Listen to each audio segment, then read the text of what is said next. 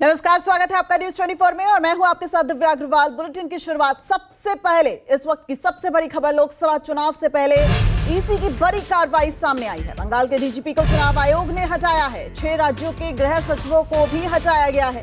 UP, Gujarat, Bihar, Jharkhand के गृह सचिव को हटाया गया है। हिमाचल, उत्तराखंड के गृह सचिव भी हटाए गए हैं। बंगाल के डीजीपी को भी हटाया गया है। ईसी की बड़ी कार्रवाई। लोकसभा चुनावों की तारीखों का ऐलान हो चुका है। इससे पहले चुनाव आयोग की यह बड़ी कार्रवाई देखने को मिल रही है। इस वक्त हमारे संवाददाता कुमार गौरव हमारे साथ लाइव जुड़ गए हैं। कुमार, किस तरीके से देखा जाए चुनाव आयोग की इस कार्रवाई को?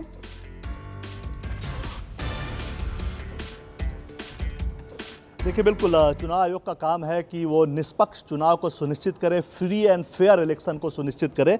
और ऐसे में ऐसे जो भी अधिकारी हैं जिनका चाहे तो विपक्ष के लोग या कोई भी राजनीतिक दल के लोग जिनकी शिकायत कर सकते हैं, जिनकी निष्पक्षता सवालों के घेरे में होती है। और जाहिर सी बात है, जिन 6 राज्यों के गृह सचिवों को हटाया गया है उसमें से कुछ बीजेपी शासित राज्य भी हैं, कुछ बीजेपी के सहयोगियों के द्वारा शासित राज्य भी है, और पश्चिम बंगाल के डीजीपी को भी हटाया गया था।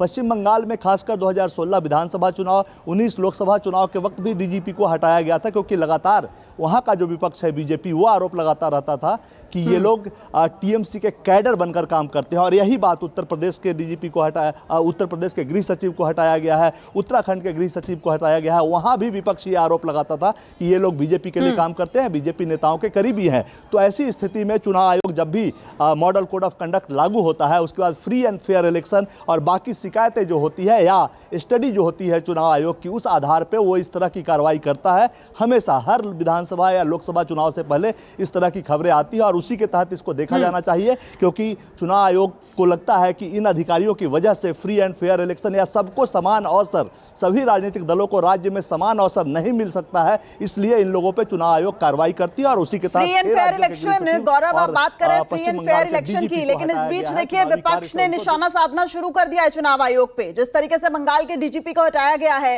विपक्ष का कहना है कि संस्थानों का दुरुपयोग यही तो सरकार करती आ रही है। तो ऐसे में अब विपक्ष के निशाने पर एक बार फिर से केंद्र सरकार है, चुनाव आयोग के बहाने ही सही।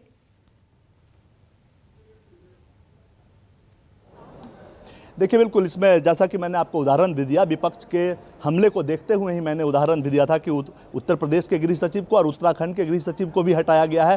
तो ऐसा नहीं है कि बीजेपी शासित राज्यों के अधिकारी नहीं हटाए गए हैं। देखिए, चुनावी माहौल है और ऐसे में विपक्ष का आरोप प्रत्यारोप बनता है। विपक्ष किसी भी स्थिति में या जहां बीजेपी विपक्ष में होगी वो वहां की सरकार पर आरोप लगाएगी। जैसा कि मैंने आपको पश्चिम बंगाल का भी उदाहरण दिया, तो ये आरोप प्रत्यारोप का दौर चलेगा। लेकिन चुनाव आयोग जाहिर तौर पे एक इंडिपेंडेंट संस्था है। ऑफिशियली कम से कम ये जाना जाता है कि वो एक इंडिपेंडेंट संस्था है। जब बीजेपी विपक्ष में होती है तो वो भी चुनाव आयोग पे कांग्रेस के साथ मिलीभगत का आरोप लगाती थी। अच्छा गौरव, छोटे से सवाल का जवाब दीजिए, क्या इसे रूटीन कार्रवाई का हिस्सा ही माना जाए कि जब भी चुनाव आते हैं इस तरह की प्रक्रिया होती है?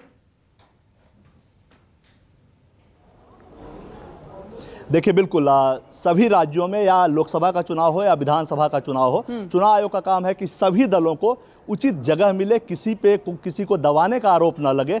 गृह सचिव कई राज्यों के हटाए गए हैं, हो सकता है क्योंकि पुलिस, लोकल पुलिस उनके अंडर में होती है। हालांकि पैरामिलिट्री भी जो जाती है वो राज्य के डिप्लॉयमेंट पे होती है। और कहीं ना कहीं चुनाव आयोग, जो चुनाव आयुक्त होता है राज्यों का, उनके निर्देश पे भी जो केंद्र से निर्देश मिलता है, केंद्रीय चुनाव आयोग से निर्देश मिलता है, उसके आधार पर मूव करता है। तो समान अवसर मिले इसलिए ऐसा किया जाता है और इसे रूटीन कार्रवाई ही समझा जाना चाहिए।